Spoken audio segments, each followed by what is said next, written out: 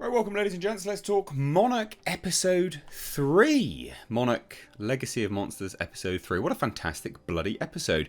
I have consistently enjoyed these episodes. This is of course the Monsterverse on the small screen on Apple TV Plus, which is a big point of contention. Loads of people are not happy with it being on Apple TV Plus. I absolutely agree and respect that stance. I will cancel this subscription that I've got of Apple TV Plus when all is said and done. But I am enjoying watching it, and I will continue to enjoy watching it. And they're quite long episodes, so I actually do think it's worth that money on a monthly basis to enjoy the weekly episodes. Not affiliated with Apple TV. I think it sucks. So just as a quick FYI. Anyway, this is the episode. We were introduced to Kurt Russell's older character of Lee Shaw in the end of episode 2. But this is the episode where we get to really spend time with Kurt Russell. And it's always a joy. He's such a fantastic actor. It really is great to spend time with him in terms of, well, just in terms of this role anyway. But, you know, as such a good actor, it's great to see him in stuff more and more. Now, a bit of a resurgence of Kurt Russell. And, you know, it sounds silly to say it's inspired casting. Obviously, Wyatt Russell, Kurt Russell. But it is inspired casting. To have Kurt Russell and Wyatt Russell play the same character. It is just great. They carry the same nuance. They look the bloody same, obviously. Strong genes in the Russells. And, yeah, it just made me smile. And Kurt Russell's character made me smile. It's great. And I say Kurt Russell's character, it is the same character as Wyatt Russell. But anyway, what happens in this episode? Well, Kurt Russell leads his merry band of children, kind of, teenagers, on a pretty big escape from the Monarch retirement facility. And that was quite fun. I enjoyed that. I enjoyed the fact Kurt Russell hadn't been in a car for a little while, didn't realise that you don't need a key anymore, and it's push button start. That was quite fun. And I like the fact that they're pinpointing out how shady Monarch has become from what it was originally intended to be. I like that. I like that a lot. And I think that's interesting. You know, a lot of people I have seen who have watched more episodes than this have given it quite a lot of flack for not a lot of monster activity. And I think that's a valid stance to have if that's all you're interested in. I, on the other hand, when I watched Godzilla 2014's Godzilla, and when I watched Skull Island, for instance, Kong Skull Island, I was quite enamoured with what Monarch was and the human element that had been established in sort of hunting down these monsters and that sort of shadowy government position, I guess. I was quite interested and intrigued with Monarch. So for me, learning more about Monarch and this series filling in the blanks about Monarch and kind of how they've lost their way, I'm really keen on. I'm genuinely interested. I do think it's valid to say there's not lots of monsters, because there's not. But this episode especially, we absolutely saw some pretty big action from the Big G Man. You've seen it in the trailer. Big G Man, you know, he comes out of the water. We see him sort of coming out of the water, and all the water's coming up all of the dorsal plates and the ridges and stuff. And the visual effects, do you like my prop? And the visual effects of Godzilla are incredible. And it's so good to see him in broad daylight.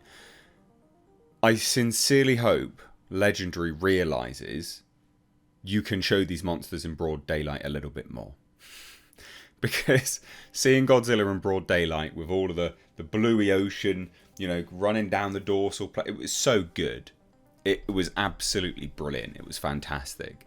But this is filling in the blanks because we learned that, you know, they set off that nuclear test on those islands, Bikini Atoll Island, and that was trying to kill Godzilla. And we sort of learnt a little bit about that, but we didn't understand how Monarch was a facet to that and how it really worked. Well, now we do. Now we know Monarch actually didn't want Big G to have that bomb blow up in his face. They didn't want that. And it gives a lot more background and character development to Bill Randa, which is John Goodman's character. And I guess why, you know, he was so kind of protective of Monarch moving forwards, especially in Kong Skull Island. Yeah, it's great. That was the kind of past context anyway. They'd found a footprint, I think it was in the Philippines if I remember rightly, of Big G. They'd taken it as an imprint, and they went to the United States Army. They wanted the forces behind them. They asked for a bunch of uranium. They didn't give them uranium. They gave them a nuclear bomb instead, because they twisted the wording and said, yeah, well, we need to wipe this thing off the face of the planet if we can. Clearly they failed, obviously. But it's interesting to watch the origins of Monarch play out. Anyway, so that was great. Flash forward to the modern day stuff with Kurt Russell. And there's such charm when Kurt Russell is on screen. There is a lot of charm there. He's a very endearing character actor. And, you know, he helps them escape Japan without passports and get into South Korea. He has contacts there. That was all great. They managed to get to Alaska. And then in Alaska, what do we see? Well, we see the plane of, was it Hiroshi Randa, I think? The father that's gone missing. Because that's the ultimate end goal. We're trying to find, you know, this individual, this father, and why those files were particularly so important to him that he didn't bother to turn them over, and why Kurt Russell's character is so interested in them, and why now, I guess, why Monarch is so interested in those files. Because that's the other thing. Why are they so interested in super, super old files that really don't mean anything? Well, clearly they mean something. And then we get a new monster turn up at the end, a new Titan. Sort of spits this, well, it just freezes stuff, basically. And that was a great scene. You can see some of that sequence in the trailer. But it's fantastic. It's so, so good. I genuinely enjoy this series. I have a really good time with this series, and I'm keen to keep watching it play out. Again, it's not going to be for everyone because it is on Apple TV Plus, and that's a big L for a lot of people. They just outbid everyone, basically. They clearly just outbid everyone. Gave Legendary a pretty big paycheck. But I'm genuinely enjoying it.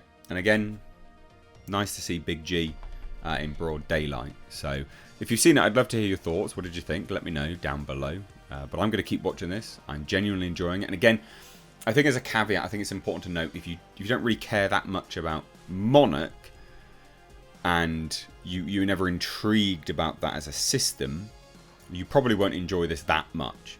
Because although there are monsters in it, and they are spectacular, and it's great to see them, they're not the focal point. Although they kind of are, because of course it's about finding the monsters and all about that. But is there a lot of monster action? No. But there's enough for me, even as a massive Godzilla fan, to really enjoy it. But it's Monarch. It's an adult Monarch narrative. Anyway, leave your thoughts down below. Cheers, guys. Take care. Bye-bye now.